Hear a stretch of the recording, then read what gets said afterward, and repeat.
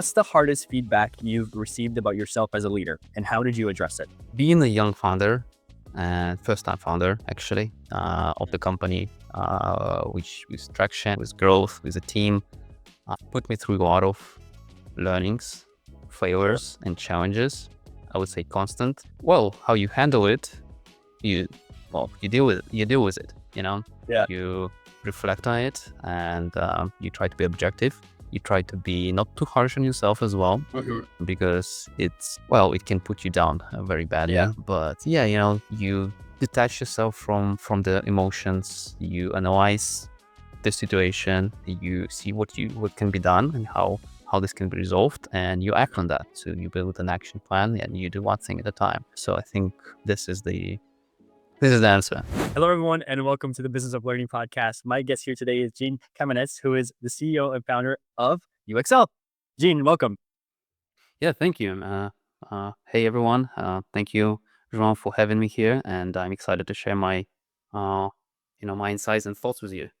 Amazing. Yeah, I'm excited to have this conversation too. You are actually the first company and founder that I'm speaking with that is in the UX, UI, all that stuff. That side of the industry. So tell everyone a little bit more about UXL, who you guys are, who you help, and what the company is all about.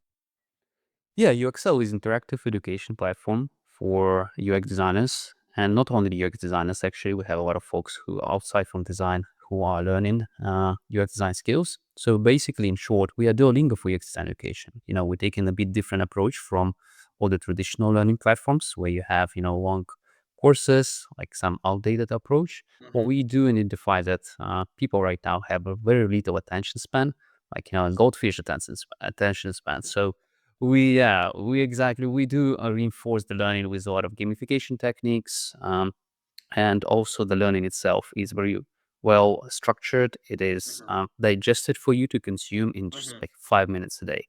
So we do empower basically working professionals and pro teams, mostly designers at this point of time, to level up their UX game. Awesome. So are you guys working directly with companies and corporations? Are you working directly with the individuals? So is it more of like a B2B approach or more of a B2C approach? So it's both. It's both. We have started with a B2C approach, and this is our bread and butter at this point. And we started in 2020, right? And first, I would say almost 4 years, we've been um, basically very deep into building platform itself. And we started from B2C. We started from empowering individuals. Mhm. But a bit more than a year and a half ago, we started to move aggressively into the businesses, serving businesses, because we identified a lot of opportunities out there. And we had a lot of companies coming directly to us, Mm. mainly from existing user base, and we can talk about this separately about our product-led sales approach. But yeah, this is what it is right now. We still serve mostly our B2C customers, but we have close to 200 companies at this point who are using Uxcel to level up their teams, mostly design teams. Yeah. And yeah, we partner with some of the top universities out there. We're actually providing them the education for free for their students and cohorts. Yeah. Oh wow, that's so awesome, and it must be very reassuring. Getting going through that B2C approach, and then a lot of the users just being like, "Hey, we should use this for the entire company." That must have been like a whoa, this is nice, and just boom, straight dive into that even more. Yeah, that's our hope. That's our hope. At this point, unfortunately, it's not for entire company, but for the design team. And it Mhm. comes with the challenges. The design team is often small, Yeah. and yeah, that's why we have some thoughts around that.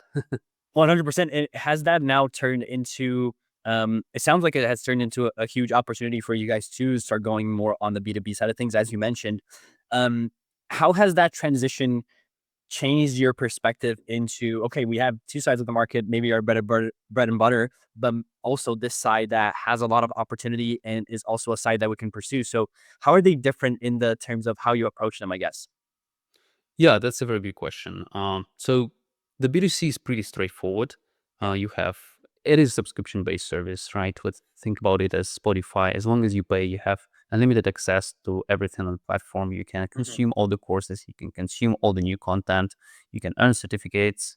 As your membership ends, you basically live in with all your achievements saved, but you don't have any access to the platform anymore. Sure. And Yeah, it's been great, for the B2C. It comes with the challenges though, because Mm. regularly, and what we discovered, the learners are not the best people to do business at, Mm. right? Especially since we are taking a completely different approach compared to existing platforms and solutions like boot camps. We charge people like thousands, $10,000s, so they can afford to basically have users come once in their life, pay a big price, and they don't care about this user.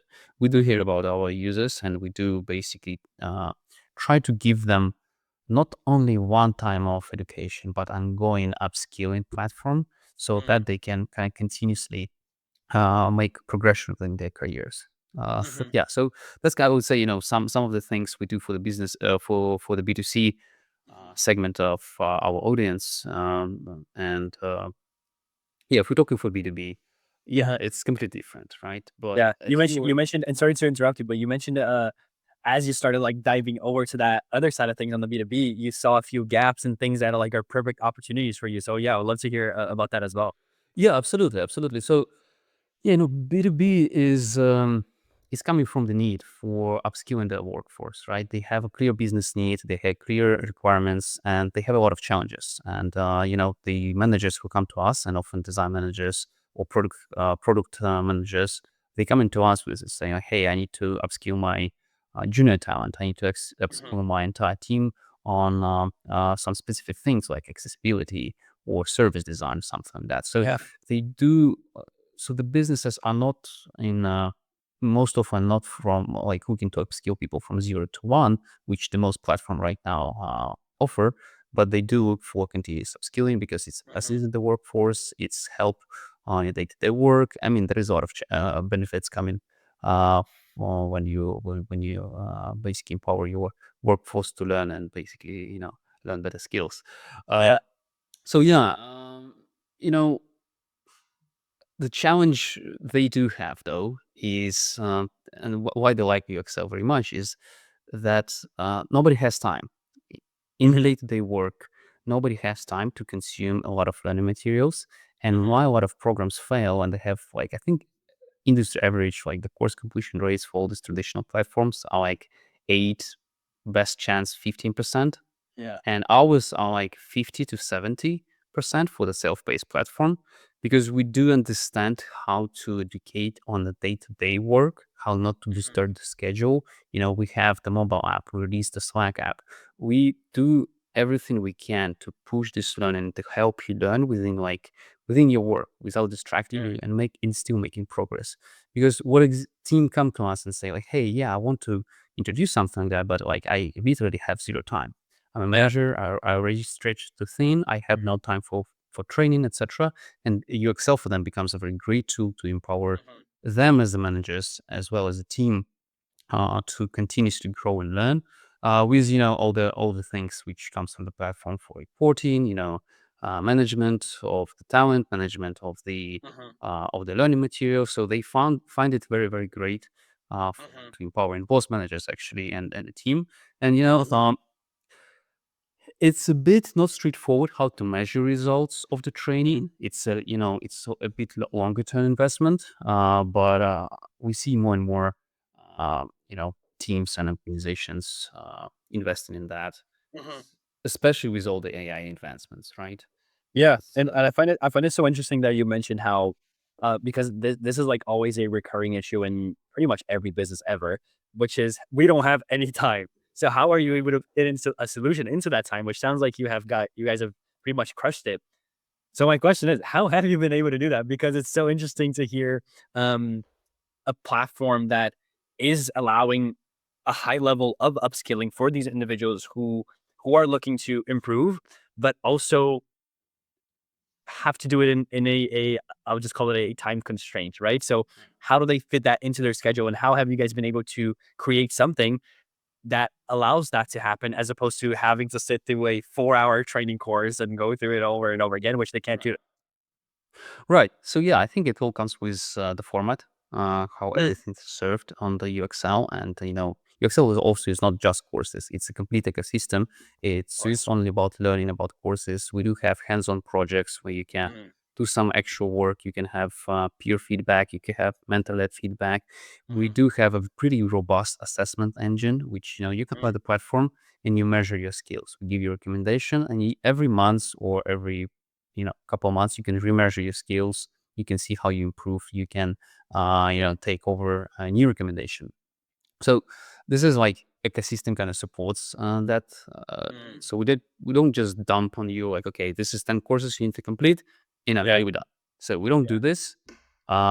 And instead we do have the entire ecosystem which supports you from like different sides Mhm. of the learning process. And the very big one is the content format itself, right? So it's not lengthy video courses. Again, it's text, video, quiz based, Mhm. pretty short content which you can consume like in minutes a day. You standing in the line, you commuting to work, you driving and standing in a traffic light, right? You can Mhm. actually consume one UxCel lesson. So we Yeah. empower you to learn very, very quickly. And Mhm. second, we basically bring it to your workspace with the Slack Mhm. app. And we just recently released that, and like the mobile app, like so especially for the teams is great because they can get all the workforce have a mobile app and they can learn from the Mm. below. We implemented a lot of gamification techniques. That's the third thing.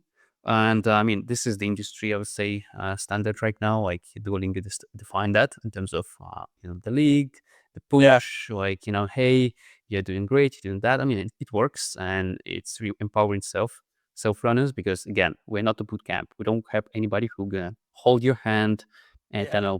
guide you through every step of the way. Or we do understand that, like the managers and the teams, they don't have this time. They don't hold your hand, right? It's on Mhm. huge Yeah. scale per year. So all these tools can help with that and help Yeah. to nudge you, every day to complete with Yeah. these little steps. And the steps are small and achievable, Mhm. minutes a day. Yeah, it's awesome. It sounds like that. It sounds like there's such a deep level of immersion in that time frame that they are working with that it compensates for the usual training that takes hours. But it's like, hey, you don't need the hours. All you need is this. Focus on this. Be intentional. Have purpose. Do it really well, and then you're good. And then it's just small steps along the way that obviously compound over time, which sounds so awesome. Now, Correct. go ahead. Anything to add there? Yeah, correct. Exactly like that. If you think about working professional, you often missed some specific thing which you're looking for in the midst of the process, Mhm. right? Let's say you're developing something design wise, and you're looking to say, what is the accessibility practice for this one? Or Yeah. is this onboarding for great? What are the best practice for onboarding? And Mhm. you go and in the moment research for those things. So we basically empower this behavior because our most of our learners are working professionals. And yeah, you can come and say, okay, I want to take a lesson on onboarding. I want to take a lesson on reducing user churn. I want to take a lesson on microcopy, right, or something like that. How to Mhm. better label the buttons. You don't think about those little things when you Yeah. just do the overall education. You might not need these little things on the day-to-day Mhm. work, but when you come to it, you have this moment, and it's like why Dribble, for example, for designers, or some inspiration platforms were such so popular because it's exactly targeting these things, but just with kind of showing example because users go to Dribble and say like, hey, login screen, how it looks like, dashboard screen, Mhm. how it looks like, specific use case. But we do empower you not just with okay, this is example how 100 designers did that. We do like show you the learnings and the whys behind it, so you can actually learn and skill up yourself in this little Yeah. piece of knowledge. 100%. Yeah, that's so awesome. And when it comes to, um, for most businesses, sometimes there's the I guess the unicorns out there that just go smoothly and everything is amazing from the beginning. But for most businesses, that's not always the case, right? There's always the ups and downs and the challenges Right. and the peaks and the troughs and the pushing your head against the wall, like, oh, what do I have to do now? So, talk to me a little bit more about how the challenges you guys had as you were growing the company differ from the challenges that you go through now, and what are some of those as well? Yeah, I wouldn't say we're still not going through the challenges, right? It's very it's a very challenging business. What we found in education, especially B2C education, at a low price, at a low cost, if you're not um if you're not Duolingo, which has infinite market, everybody in the world, Yeah. it's quite challenging. It is quite challenging because the market is small. I think this is the challenge realized and defined a couple years ago, and that's why we're making some moves. Like the UX design market, and if you target specific UX design professionals, it is pretty small market. I think there is about Mhm. 5-10 million tops professionals out there, 100% of the market, right? So like imagine Mm. scale it down, how much you can actually target, etc., at the low cost, relatively low cost, right? And the nature of the education business that people come and they go, right? Yes, we do have the platform things, we do have the community. So our users actually stick, I would say, 2 times better than any other educational platform. Right, but it still comes with the challenges. Mhm. And yeah, so I think that's the most of them. Mhm. And yeah, just being purely targeting as the education business, Mhm. it's a bit challenging. Mhm. I would say, it required us to build, because we also took approach, because we're product builders. We build our own platform. So we don't use any third party tool, right? We don't have like the course provider platform, something like that. We Yeah. issue our own certificates. We create our own, course platform, assignments, assessment engines. Everything is our own. Yeah. So we developed on our own. So it took time, right? It Yeah. took time. We did some mistakes. I can admit, like we made some wrong We're all turns. guilty of it. Yeah, for sure.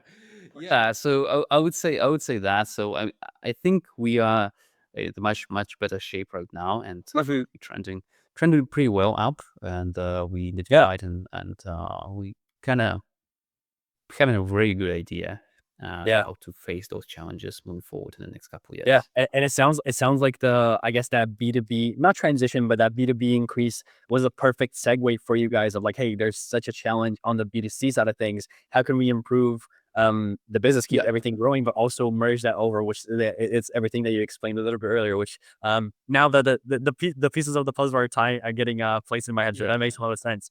That's Exactly. awesome. That's one side of it. That's one side of Yeah. it, right? Because like, yeah, you do want to go to the businesses because the business is not one off most of the time. So they train, Mhm. they continue listening, training, the team grows. Exactly. But then the second side is still not solved with the businesses, to be honest, right? Like Mm. if you think about design is very underrepresented in most companies. Mhm. Even in my previous company, we had about 250, 300 people, and we had 3, 4 designers. Like one designer Yeah. was working literally for, I don't know, 30 to 40 developers. And Mhm. when you think about that, you go to the company come to you, for example, with 1,000 employees, you have all this enterprise sales cycle, etc. You end up having 10 seat team because that's the whole design team they have in the entire organization. So Mhm. this is the challenge we're also facing. Mhm. But we, like I said, we have some ideas. Awesome. Very, very cool. That's great. I have two final questions here for you, Gene. One is a question that I've been asking everybody. So I think it's actually kind of become a standard in the podcast now. I say it every time. I ask this to everyone, and then everybody has their own answer. So we'll start with that question here, which is this. Let's say you had this amazing magic wand that you could Mm. just wave, and this magic wand can solve just one thing in the business, maybe a challenge, maybe an obstacle, whatever it might be. And solving that one thing would lead you to achieve your growth goals much, much easier. What's the one thing that you would like to solve in the business right now? That's a very good question. That's why I asked you. Uh, yeah, yeah. Um,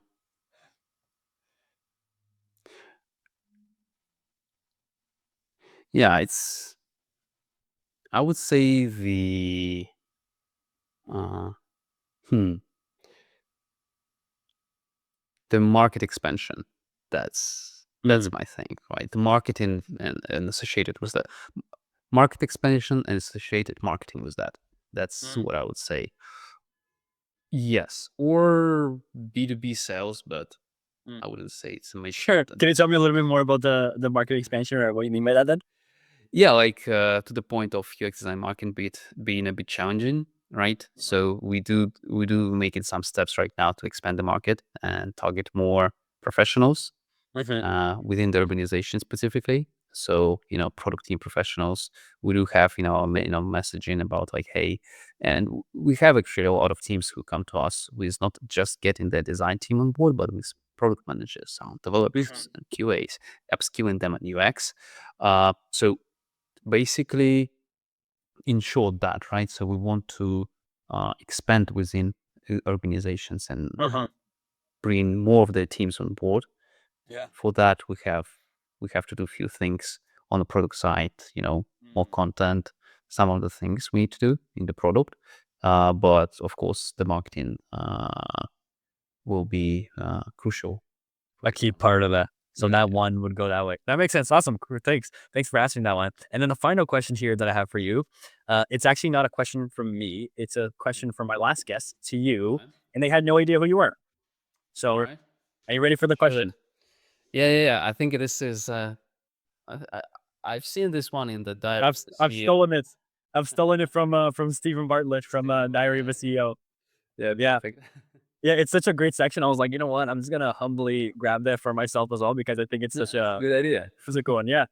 So yeah, all props to Stephen. He is phenomenal for thinking about this idea. So here's the question. You ready for it? Yeah. The question is, what's the hardest feedback you've received about yourself as a leader, and how did you address it? Hmm. Well, I would say the hardest feedback came from the board. Uh, from being a young founder, first time founder actually, of Mm. the company, which with traction, with growth, with a team, um, put me through a lot of learnings, Sure. failures, and challenges. I would say constant. So, like, if you take a look at one side of the day-to-day work, you have a lot of great things. But if you took a lot of the other side, it's also build up on a constant pile of failures and Yeah. problems and the challenges you face, and you might not have, addressed them in a great way. So, there were a few moments where, basically receive harsh feedback. Well, how you handle it, you, you deal with it, Yeah. you reflect on it, and you try to be objective. You try to be not too harsh on yourself as well, because it can put you down very Yeah. badly. But yeah, you detach yourself from the emotions. You analyze the situation. You see what can be done and how this can be resolved, and you add on that. So you build an action plan and you do one thing at a time. So Yeah. I think this is the answer.